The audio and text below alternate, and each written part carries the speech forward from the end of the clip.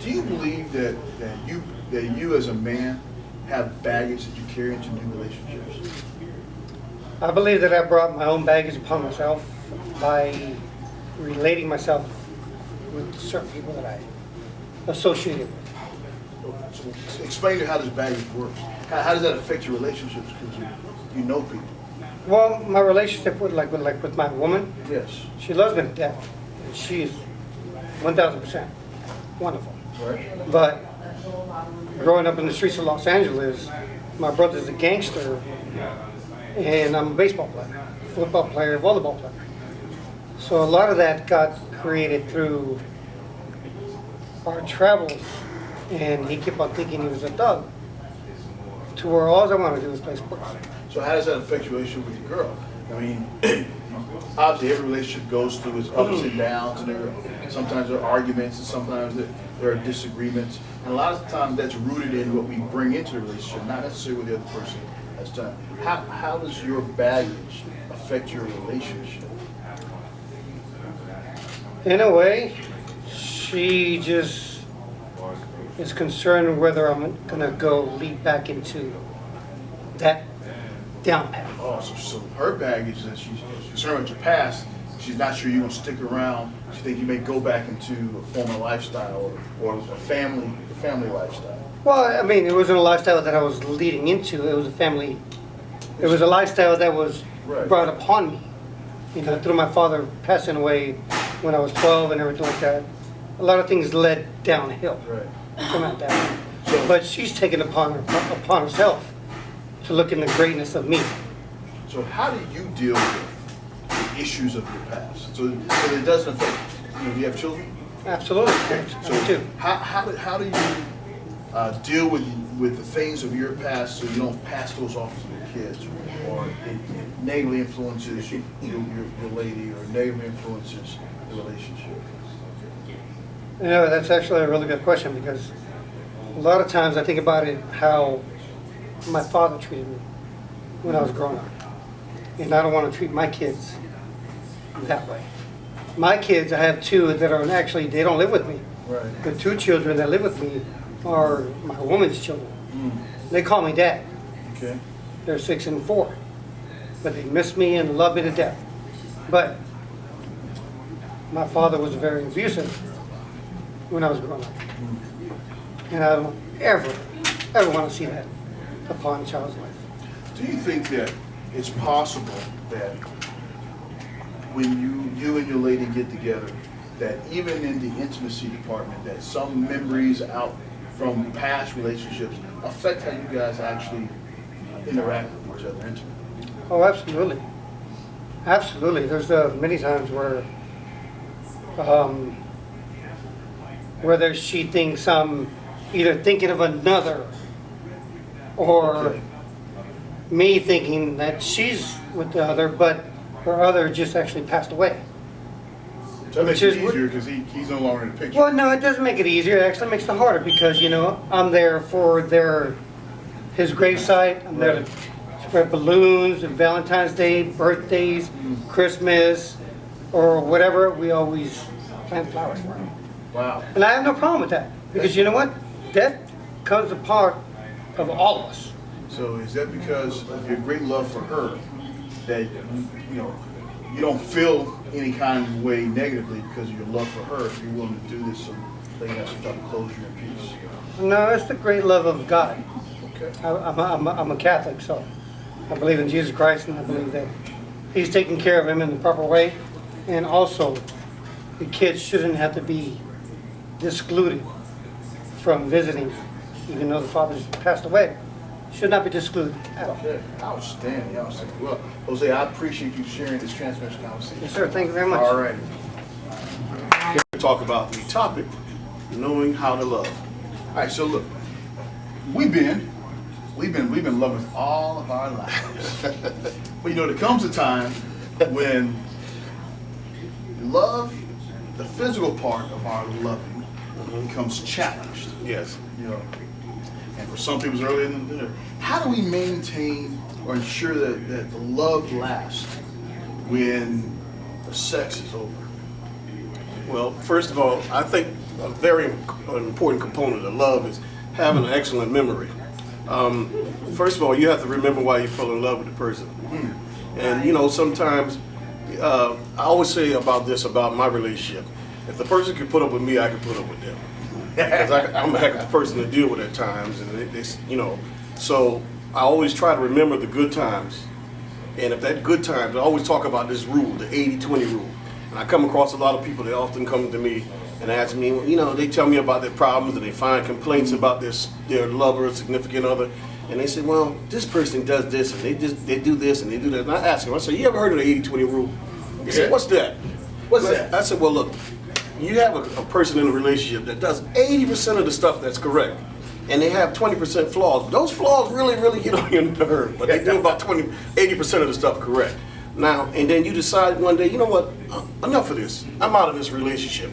And then you run into somebody who you think that's the one, and then you wind up getting with that person, and they do 20%. And you say, wow, I thought this person was the one, but I was better off with the first one I had. Now you confirm the question. Look, that 20% can be real important.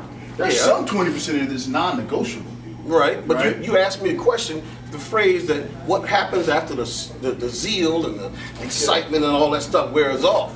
So what I need to do is have a good memory and go back in my mind and say, you know what, this first person, was 80%. I think I was better off with that person. But then at that point, it may or may not be too late. So, you know, hopefully you might be able to get that person back. Because, you know, you always weigh your options out, right? They say always go for the lesser of two evils, especially when you're voting when it comes to politics. So always go for the lesser of two evils, and remember why you married that lady. Just don't remember the way she looks, the way her hair glimmers in the sunshine. But I married her because of the way she looks. I married her to take her off the market. I don't want anybody to get into the cookie jar. That's so true. You know, I married her. Right. And so now that I ain't in the cookie jar, what I got left? That's why I married her, so I can take her off the market. You know what you have left? If you fell in love with her, first thing you fell in love with her, of course, men are visual. We love to look at people and we like things of that nature. But most of all, if you really fell in love with that lady, you fell in love with her spirit. Amen. You fell in love with her heart. You fell in love with what she can do for you. Yeah. So that's the thing there, really, the nurturing part and the loving, sweet, kind individual she is.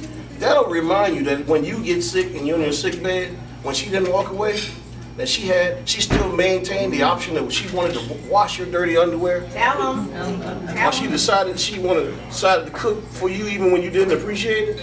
Think about that next time. You know, you've dated for a little while. Yes. You know, you married. No, I'm single. So you've been dating around a little while. Yes. So you dated more than 3 guys in your life? Yes. Okay, so since you dated more than 3 guys in your life, I can presume that you've been somebody's star player, all everything in the world. Yes. Okay, you've been somebody's skill player. You guys are simply exchanging services, Okay. and you've probably been someone's bench warmer where they just call you when they're ready for you. Yes. Okay, so tell me about Why am I agreeing to this so fast? But okay. Because it's true. Because it's true. Yes. That's the rule. It's unfortunate, but it's true. Yes. So tell me how you found out were you a bench warmer when you really thought you may have been a star player? Well, yeah. So, met a guy, and depending on where you are in your life is who you date. And my daughter's father passed away, so I was a little bit more open to who I would date because I felt like I'm going to give you a chance. You're not my type, but you might be a good guy. So this guy who courted me for like a year, like texted me, emailed me, invited me out. I kept saying no, So finally, I said yeah.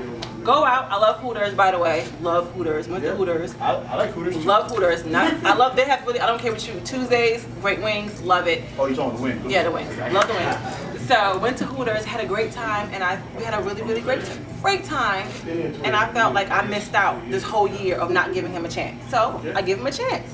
We spent a lot of time together. And then, you know, I spent some time with him in his area of residence. Quality time. We'll go with quality time. Cookie jar conversations. Yeah. Okay.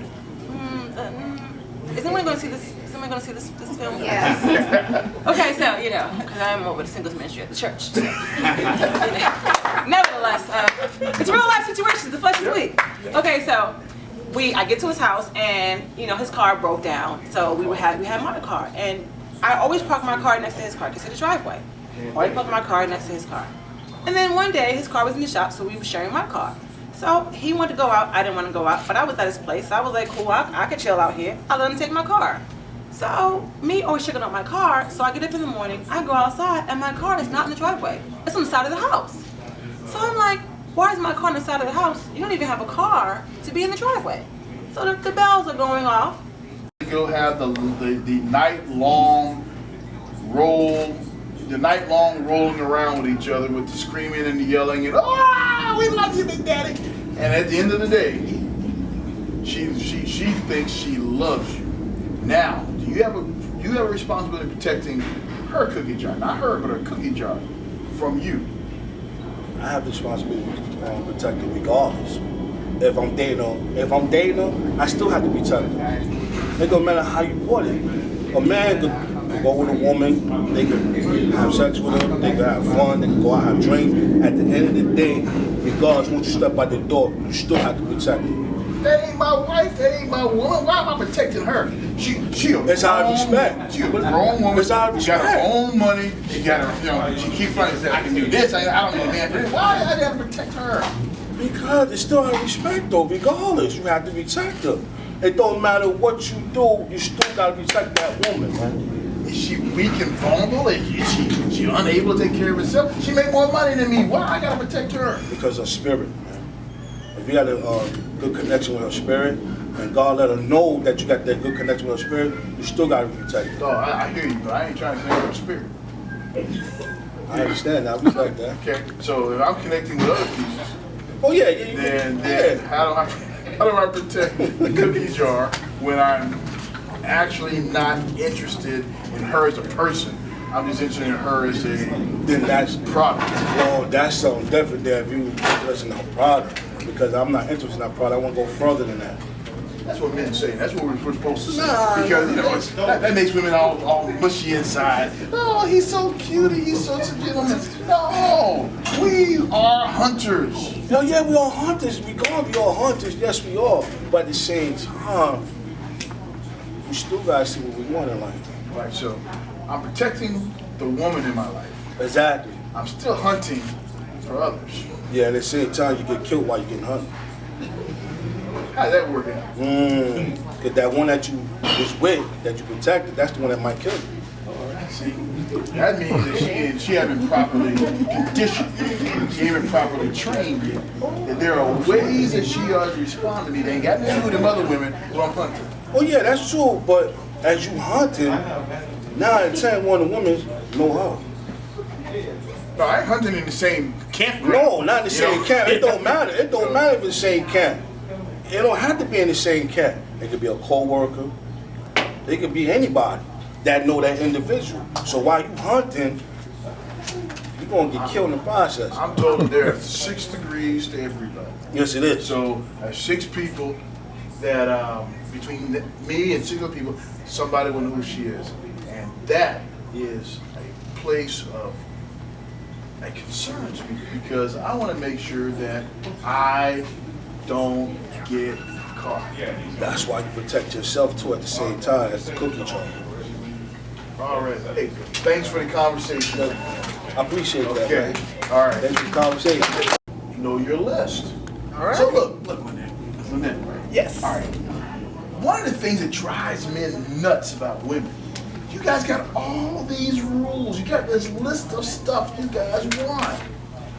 How do I get a copy of this list so I know what I'm going to fake doing so I can get to the cookie jar conversation? It's funny, you can always ask the questions. And you know, sometimes men have a good way of asking questions and acting like they're interested. And I like what you said. Sometimes they ask the questions so they can find out what they need to do to play the game and get to the cookie jar. Absolutely. Yeah. Because, it's all about the cookie jar. Okay. It's all about the cookie jar. Don't let no guy fool you. It's all about the cookies.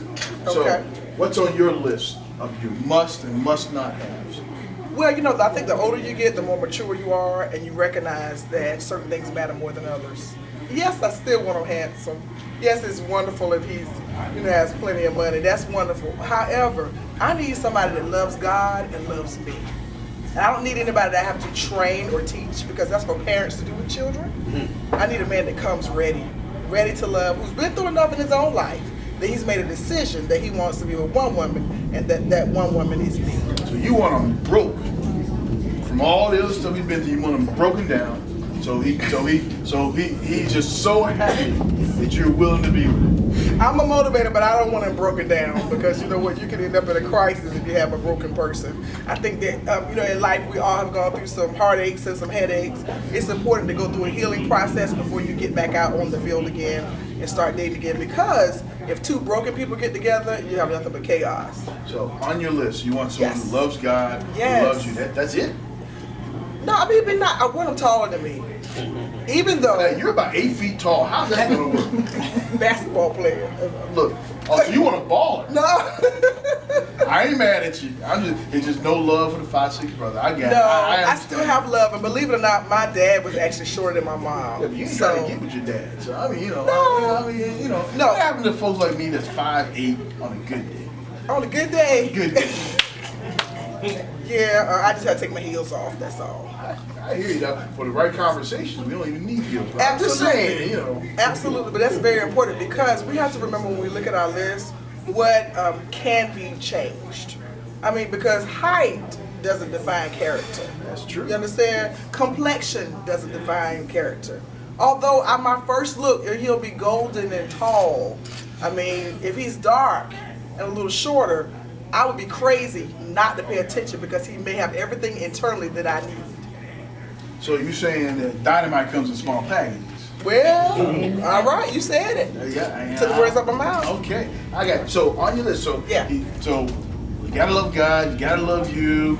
If he's tall and tall, bright and light and handsome with good hair, that's good. That's a plus for you, right? That's a plus. So if he's short, kind of fat, and dark, that's kind of maybe not quite good. What else is on your list as a must-have? You know, I really think conversations are important. It is really important to connect with people because the more you connect with people, the more you get past the younger things. For example, you know, when you're a teenager in high school, you're looking at what their status is. Oh, are they on the cheering squad for you or go on the football team? Yeah. You know, at that age and stage, you're looking at, oh, the height matters and their complexion and their hair. But as you get older, all of those things, the priority kind of decreases, and what goes up is what's really in the heart. See, that's for women. For guys in high school, there's only one question.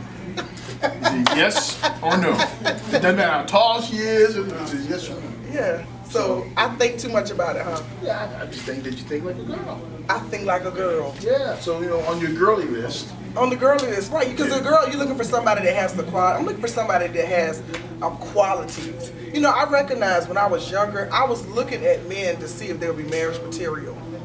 Okay, I was looking beyond just their outer appearance and trying to see how do we communicate, how do we flow, how do I feel when I'm in their presence. So all of those things matter. They really, really do. And so you're saying now that you're a little older and more seasoned than a 20-year-old? I'm younger and a little bit more mature. Okay, Yes, so you date for a purpose instead of for a process? You date for a purpose instead of just for the process? absolutely. And so this list you have of loving God, loving you, and being tall and light and good hair, you know, those are important. What's one thing on your list that is a deal breaker? You know, he has to be a Christian and love God because I'm too involved. That's my heart. That's how I live. What if it's a good Muslim? If he's a good Muslim, I'm just gonna cut it off in the beginning. I don't want to date a good Muslim. He's a If you good- don't date one, you won't marry one, right? Well, I don't know.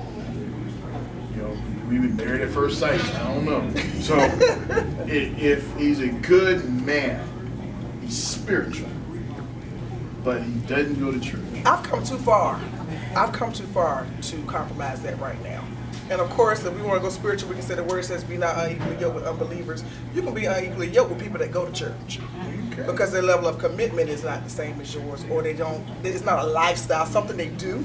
It's a recreational activity or social status thing. I go to church. I go to church to be girls, because you know church girls are the best. Church girls are the best, and you can fool them fast, right, guys? And how? Because you know why? Because they desperate. Anyway. You're in the conversation.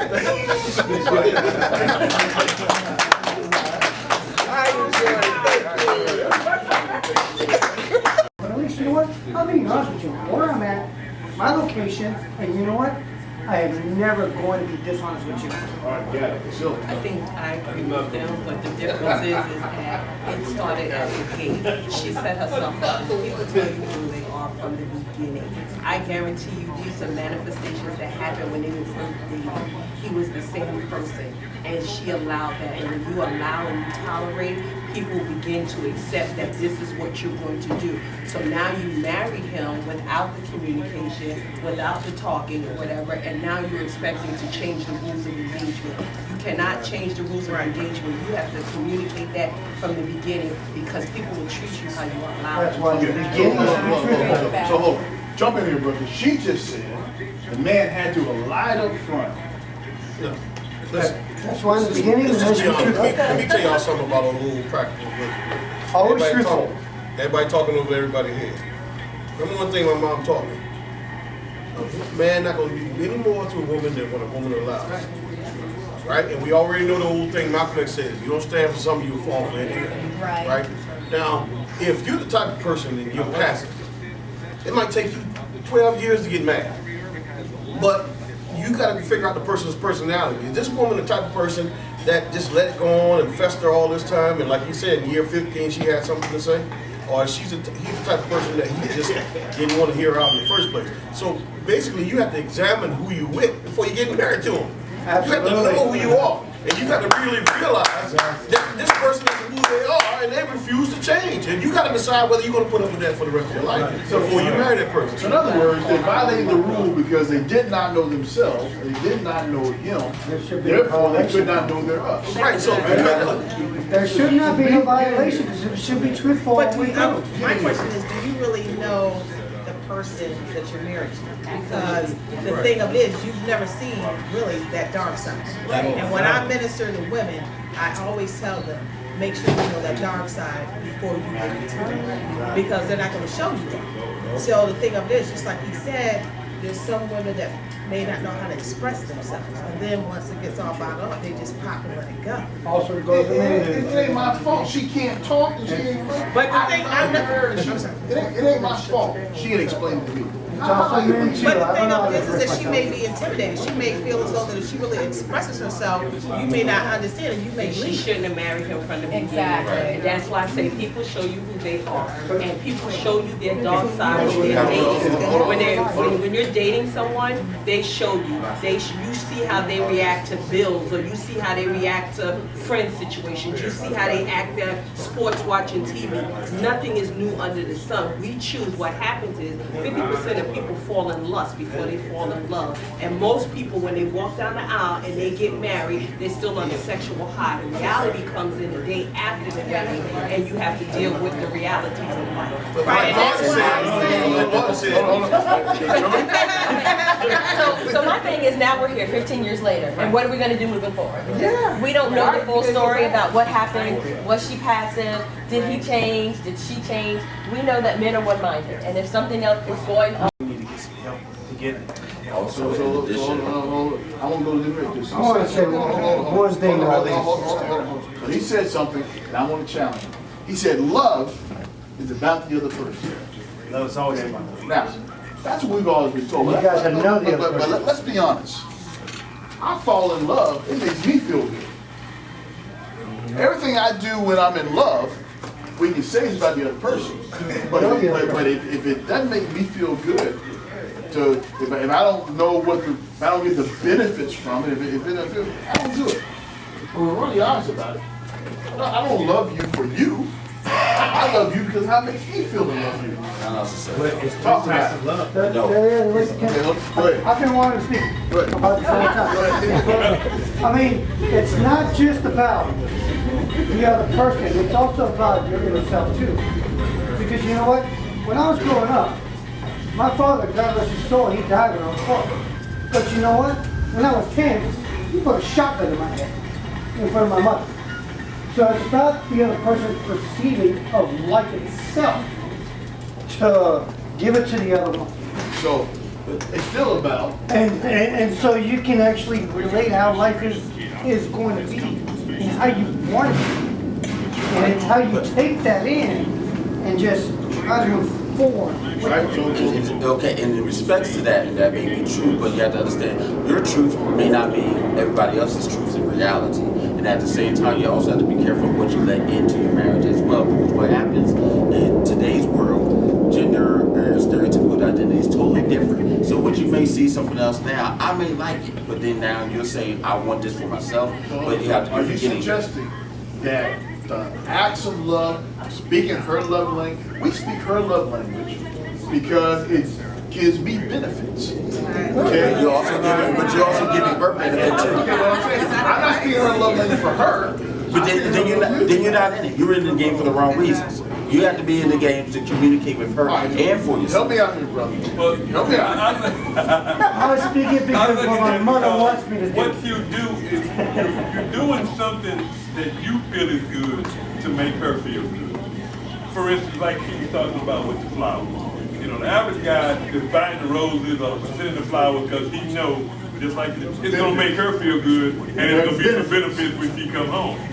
But on the other hand, if you feel, if what you're doing is really what you feel, this is what I want to do for you because I want to just see Comes from the the heart. way you feel, the way it makes you feel. And not necessarily all the time the way, the response that it is, but just to see your woman just feel Smile. good. She just like, and everything you said, everything you've done just made her feel, when she sees you, she sees love.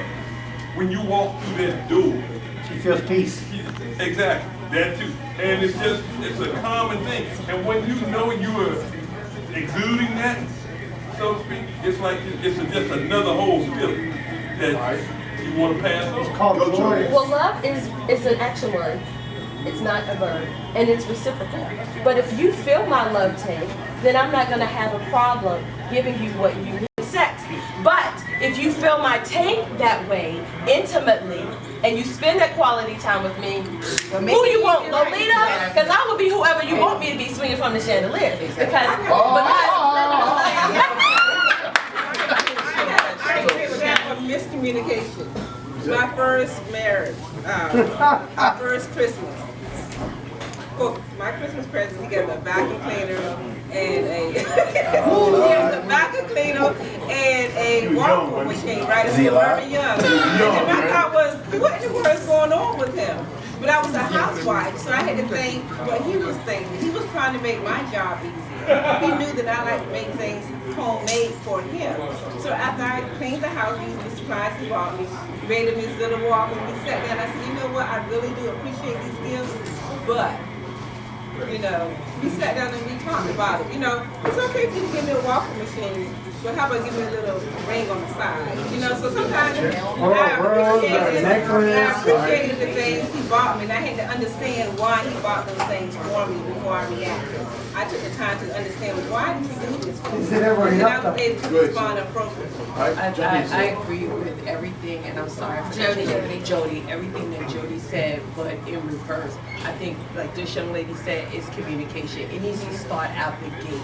The problem is that everybody is always talking about love language after they get into the relationship and profess love, okay?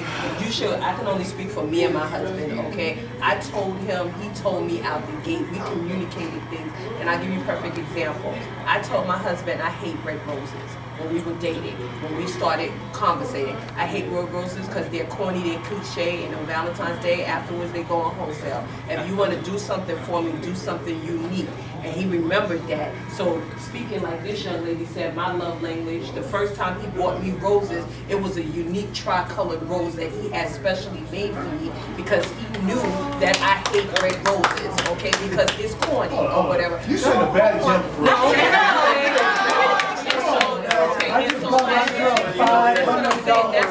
That's where it begins. The problem is that most of us jump into the bed instead of on a couch and conversate and talk and tell each other what you want. I'm like you, I'm a football woman also. I mean, I run a football league. Okay, so I'm well versed in sports. You talk about bench warmers and all of that other stuff. And I'm clear with that with guys thinking about bench warmers. But I've never been a bench warmer. Because a bench warmer means that I don't hang with the best. That's what a bench warmer is. They don't meet the standards of all the other players on the team. I met the standards of the other players on the team. I was just on the wrong team. Rick, go. Now, if let's just be honest. You were stating that the only reason I do this for her, for the benefits of me. Now let's think about a ritual. Let's say y'all men's ritual. It's a court. If he really wants a woman, right? What does he have to do? Bring her roses, not ring her, take her out, do all these other things. But if you truly love somebody, like not just my wife or my daughter, you love to please them. And us black men, we have a code about pleasing our women. Sexually and other ways. If you please her, right, everything will fall in line. Right, but are you doing that for yourself? Or are you doing that because you love her? That's the type of, that's your way of showing love. Men don't always come out and say that they love you, they show you that by their actions. So if I really love my woman, I'm gonna show her. I'm gonna do it because I love her. You retaliate on that? You retaliate on that? Hey, I'm raising the red flag. I'm throwing the camera. Retaliate on that? I'm throwing the camera. Oh, what? I just bought my woman a $500 necklace. But what about the I got no appreciation. Like she was saying about black men, what about the learned behavior? What if they don't know how to do it?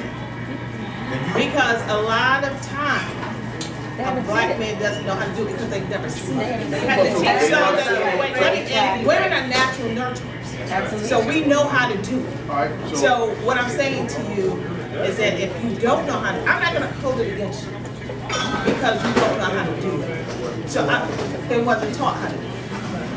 But most women come with the expectation that he's going. So here's the thing. Expectation. That's not true. From her or what she was Finish told to that. her? Expectation. Most women come with expectation that he's going to know how to treat her right.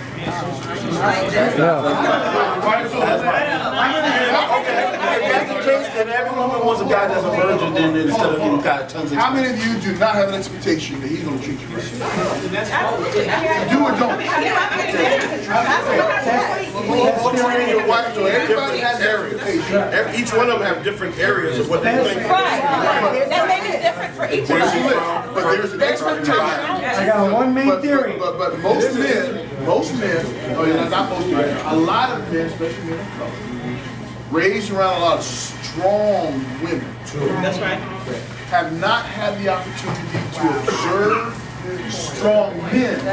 They deal with strong men. Okay, but a good woman is going to. Okay, I was raised by my grandmother, and I take strong to that point. But the problem is, a good woman is going to make sure that she put other men in place, or show you some videos, some pictures, or whatever to invest in you. Because my love language for me is to invest into that other woman. I can't vouch for what moms do. Moms do to a boy. I'm just telling you. Because my dad, and I'm just gonna put it out there, always told my brothers, you don't just stick with one woman. You don't get henpecked by one woman, even the guys. You know what I mean? Henpecked. Thank you. You don't do that. You know what I mean? You run the show. You don't let them run the show. Because I'm the man. That's wrong. Because the thing of it is that when he gets a daughter, and that happens to his daughter, he's not right, because we're all somebody's daughter. Exactly. You understand what I'm saying? We're all somebody's daughter. So at the end of the day, again, it's always by example. But it's not that you can't learn how to do it. And her perspective so long ago, history back, said black people just don't know unless there's a mentor or they see it in some other family or some other man with his wife, and they can see the love, the cherishing, the correct way to treat their wife or their husband. But the thing of it is that some men I hear that's a weak man. Right. That's But a it's weak not. man. They're saying it's That's a working weak man in that that does other that. family Is it a though. weak man If because they he want doesn't that. know how? They don't want to make What makes trouble. him weak? Okay, Is it weak? but my thing that just came to me is that if you know how to do the bad behavior and you do it well, because that's the rules. You understand what I'm saying? That's the rules of bad behavior. The rules are the bad behavior. So why can't you flip that and do what's right? If you don't set that expectation, that will love him from up front. Hold on. Hey, we talk about nurturing and stuff like that, and one of the things when I shared but other people, I tell them that we are a product of our environment. You know, when we think about nurturing young ladies and stuff, what's the first toy? A dog. Right off the bat, she's learning how to nurture something. She's learning how to take care of something. What's the first toy a boy gets? A truck. He learned to push things away from him. It's one of the things where she, all her life, learns to nurture something. You got a little girl here, a little girl. If she lost her dog, you got to go back. You got to go back and go get it. Exactly. You lost his truck. Buy me another one. He could buy. You could replace his truck. He never had an opportunity to nurture. She gets older. She replaced her dog with a stuffed animal. Again, she's still nurturing it. She's still holding on to it. He replaced his truck with a basketball or baseball or football. You know, we are clueless. Males are clueless on how to nurture. So yes, females have to teach us. You guys are. We go into this relationship. He's looking for love, and he's gonna use sex to get it. That's not always true though, because the first person you love is your mother, and your mother, you get that from your mother. But I don't love my mom like I love that girl. She got You took some examples But the from that. principles for love. Mom is agape, mom is filial, mom is not eros. Don't raise But it's very important. Very important. In fact, It does. I love my woman just like I love my mom. Not about But it's very important that if we all want to grow as individuals, but we need to get our teeth fixed. We don't go to a shoemaker.